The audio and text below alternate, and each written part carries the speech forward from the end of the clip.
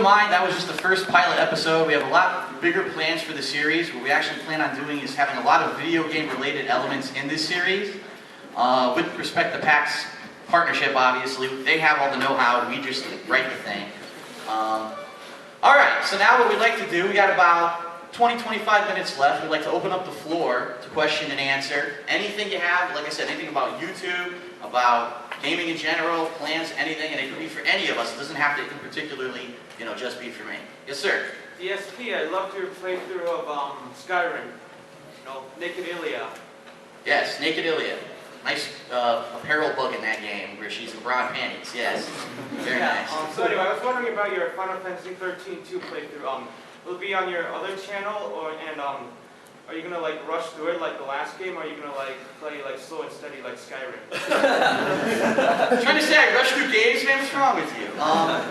No, what he's referring to is I do have several other channels on YouTube. Before I ever was making money doing what I'm doing, I was always afraid of getting copyright strikes and things against me on YouTube. And there was a rumor when Final Fantasy 13 came out that Square Enix was giving out copyright strikes to anyone who was doing a Let's Play of it. So I actually created a completely separate channel on YouTube just in case that channel might happen to get shut down, and I did all of my Final Fantasy 13 footage on that channel. The answer to your question is no, I will be doing that here on the DSPGaming channel. Ever since I got my Machinima partnership, Machinima is a company that actually sticks up for gamers. When these companies try to put copyright strikes against you, they say, sorry buddy, that's covered under fair use, so if you have a problem, we'll work it out. Don't involve Phil, don't involve that line level person, talk to us and let's get this cleared up. So I have no worries about being able to put up Final Fantasy 13-2 on DSPGaming. That's where I plan to do it. Will I rush through it? For what I've heard, supposedly the game now has a streamlined story and a lot of side missions, as opposed to Final Fantasy 13 was more, you get to a certain point in the game and then you're stuck and you have to grind and do these side missions for a certain amount of time before you can necessarily beat the game. So I'm going to try to take my time. I'm trying to, now that I have more time to do it, keep in mind when I played Final Fantasy 13, it wasn't my full-time thing that I was doing. I'm going to try to give it a fair amount of time and give it its due. Now, if I get bored, too bad, I play games because I like them. I'm not just going to force my way through a long game because I'm bored of it. So, we'll see what happens. Yes, sir. I got a question. Would you ever consider changing up, I guess, your grading scale in terms of when you do your hateful truths and stuff? Because I know a lot of websites like 1UP and stuff, they stick to just A, B, C, D, and E, and XPlay, 4 out of 5 and stuff like that. Would you ever consider slimming it down just to get more of an impact out of it, or is it just? It's a good question, and every time I do a Hateful Truth video game review, I don't know if anyone heard that, but the question was, will I ever change my rating scale when I rate games? The way that I rate games is on a 1 to 10 basis. 1 being probably you can't even boot the game, and 10 being the perfect game, which I probably will never play in my lifetime. And my grading scale is very strict. I mean, if I give a game a 5, it actually means it's a pretty okay game. It's not a bad game. I hate how these mainstream media, when they review a game as an 80 or a 90, and then you play it, you're like, this game's kind of crappy. Why the hell did they give it such a high score? Right.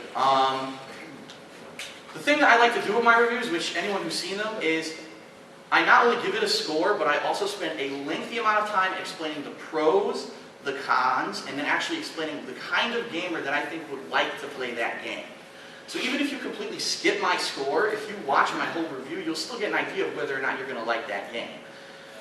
Will I ever narrow my score? Probably not. And the reason I probably won't narrow it is because it would be too broad then. Then what if I say a game is a B? Right. And now instead of saying it was a 7.5, I said it was a B. Oh, well, is that good? Is that bad? People get a little bit more confused. So subjective anyway, though. I've done the Hateful Truth thing where I've given games an 8.13, I give a game. And I got complaining, should be at least an 8.5, I'm just going to give 8.13.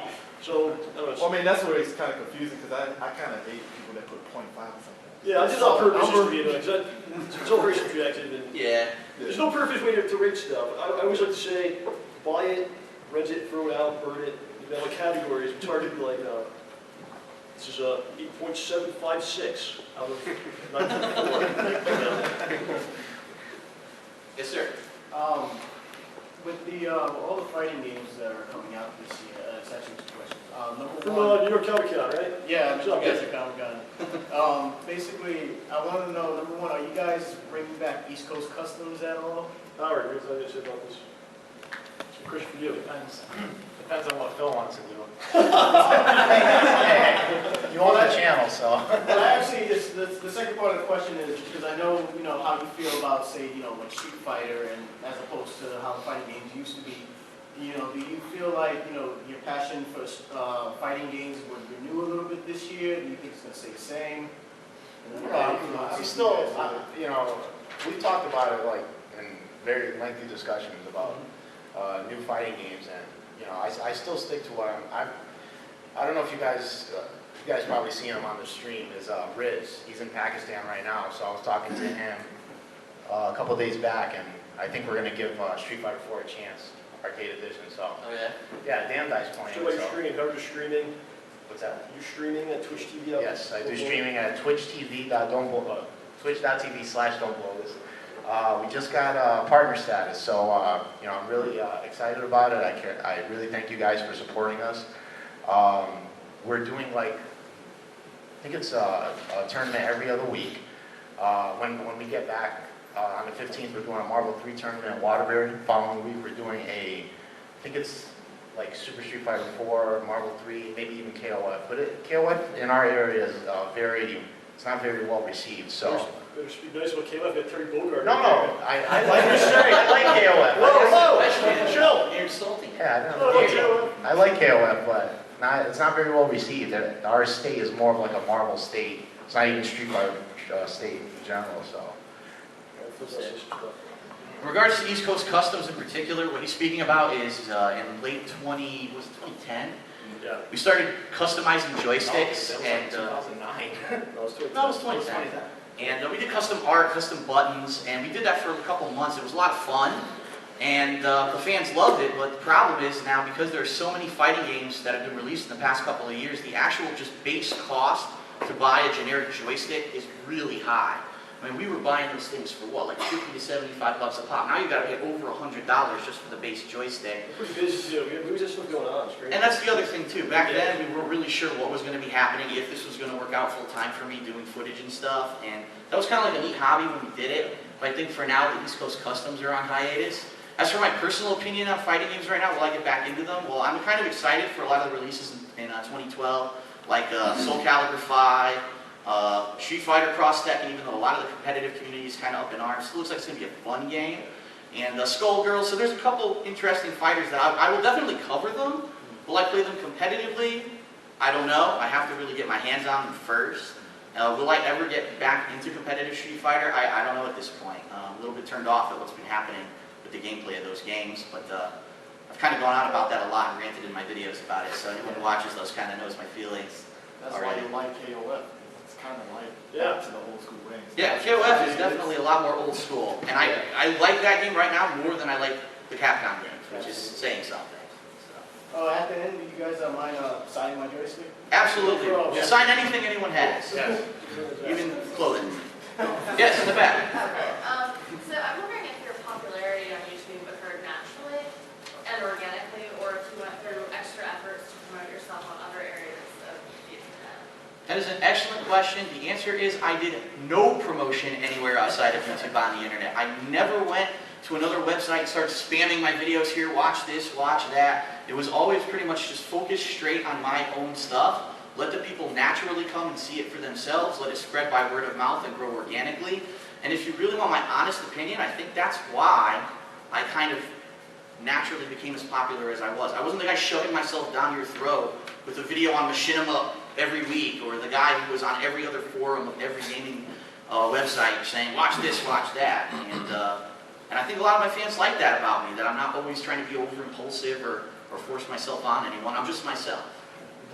So, sorry, can I ask like a follow-up? Sure. Sorry. So how long do you think it took you to hit that like tipping point where you consider yourself pretty popular on YouTube? Let's see. Well, I started uploading gaming footage in the fall of 2008. I'd probably say early 2010 is when I started to finally see that it was going to at least continue to grow. It wasn't something that was going to like stagnate at one point.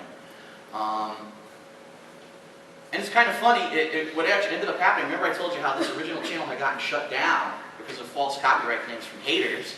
I really believe, honestly, if that never happened, I'd be even bigger. because I was on like an exponential growth every month at that point, and all of a sudden my channel went away for a month, and I lost that natural following of the people who were, you know, a lot of people still don't even know I'm on the internet. They think that I got shut down in April 2010, I never came back. But when I finally ended up, you know, creating the DSPGaming channel, it got its own following, and I did retain a lot of those people from the old channel. So I'd probably say about a year, year and a half.